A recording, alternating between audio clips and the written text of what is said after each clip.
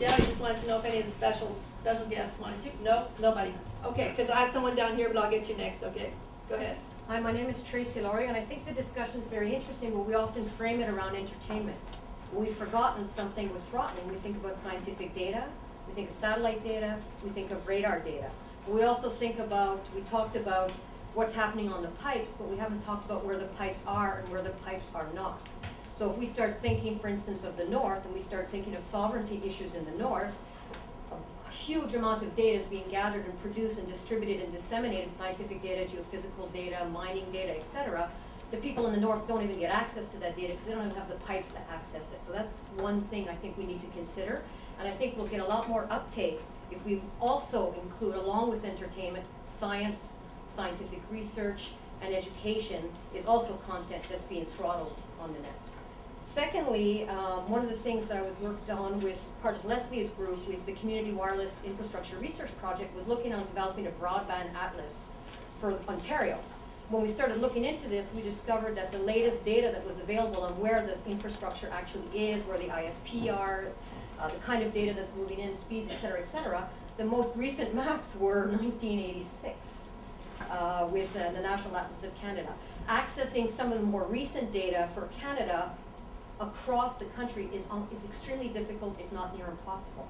So I would love, as something to do, is to actually start considering a research agenda related to access to data, to actually where the infrastructure is, where it is not, and actually starting a kind of public discussion and education campaign, I think, on these kinds of issues, because it's not really being reached out in a broad way.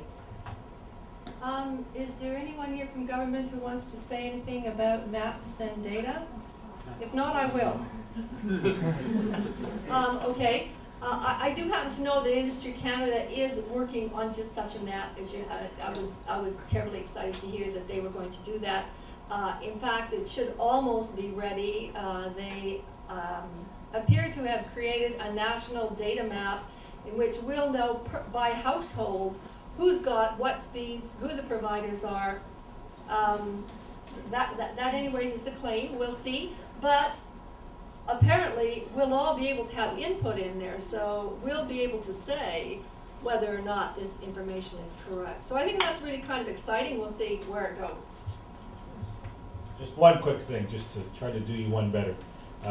In terms of what this is about, I agree with you. Entertainment is, it's important for a lot of people, but it may not be as compelling. And I know and scientific data is important, but that too may not be as compelling. And I turn back actually to Tim Denton, whose concurrence said, it's free speech, stupid. Yes. This is about free speech and the ability for people to speak out with whatever views they have without fear of the kind of potential content being blocked or being throttled and the like.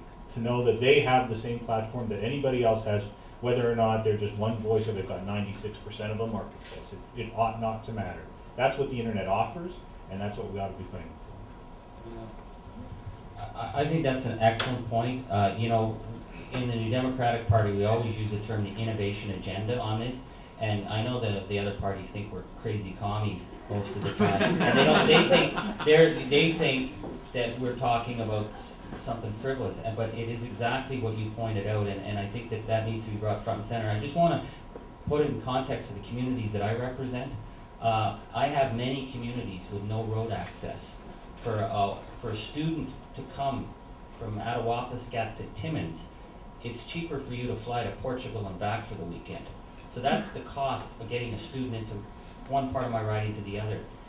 What's starting to happen now with the being able to go, you know, with video conferencing, medical, that wasn't possible before. It's $5,000 to medevac a patient to be seen. We're now starting to move, like with hospitals in Kingston and that, specialists that are never going to get to travel there. Now, imagine the day that Rogers Video on Demand, I don't want to pick on Rogers, I work with them well, and you know what, I have no problem with them, but say Rogers or someone else has got a video on demand service, and boy oh boy, there's a problem on the internet, and they, you know, that you promised your consumers speed. Well, you don't want to know, you don't want to be in a situation where medical feeds, bank transfer information, long distance education is being moved to a slower lane because some companies made commitments on the speed that it's offering its your ability to see Free Willy 6. So, that's the reality of what we're facing. I have someone in the back. Okay, yeah, go ahead. Tony, I just wanted to follow up on the. Oh, sorry, you're the second one after, the one after that, this gentleman here. Yeah, go ahead. Okay, quick question for Rocky. Your 96% figure, when you have a customer with a Bell DSL line, you meaning Tech Savvy or a company like yours, are they part of the 96 or part of the 4? Part of the 4. Okay. Thank you. Go ahead, sir. Okay, sorry, Tony, but I just wanted to ask the panel about, to follow up on this issue of access in the north and the importance of having quality access to data and education services and that sort of thing.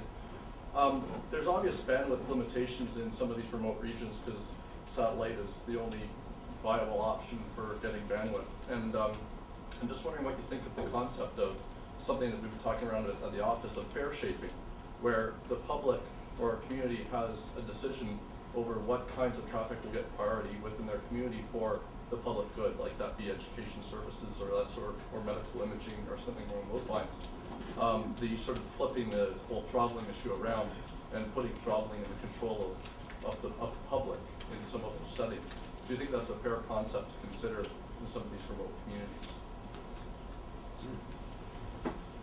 Well, I don't want to tell stories from home, but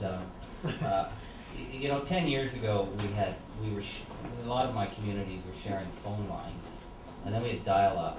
And I had a guy in the other day from one of my most isolated communities, and he was pissed off that they can't get the internet. And I said, like, what's out there? And I said, bushmen and prospectors and minnow trappers. And he said, yeah, and we need the internet. Like, we cannot do our business any longer. And I was thinking, we couldn't have phones out there 10 years ago. So I say it in a way not to be dismissive, but to show how pervasive the issue of digital access is now. These are essentials. Like when I got a lifelong bush guy prospector says, I can't do my business if I can't get access, and he lives out in the territory. That shows you. In terms of fare shaping, I guess I'd be pretty wary of, again, even putting any kind of discussion around setting priorities on content, because I can't see it at a municipal level or education level how we would all agree on it, and I think it would open it up to backlash and people would fight. I think it's better to just say we have to increase the broadband access. We've got to build bigger pipes, because otherwise there'll always be the argument to say, well, you guys in your community, you can decide this is as much broadband as you're getting. We've got to expand it. From an ISP's perspective, the easy answer is, I've said it a lot in the last year especially, ISPs are an on-ramp to the World Wide Web.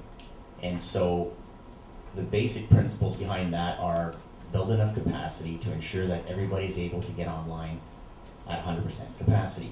From there, within each private networks being whether it be your office space or your university or college or wherever else you may deem it fit to have an internal network based off of that gateway, you can then judge fair access. That would be the way I would see it. Otherwise, you place it back in the pockets of those that are going to want to profit from it.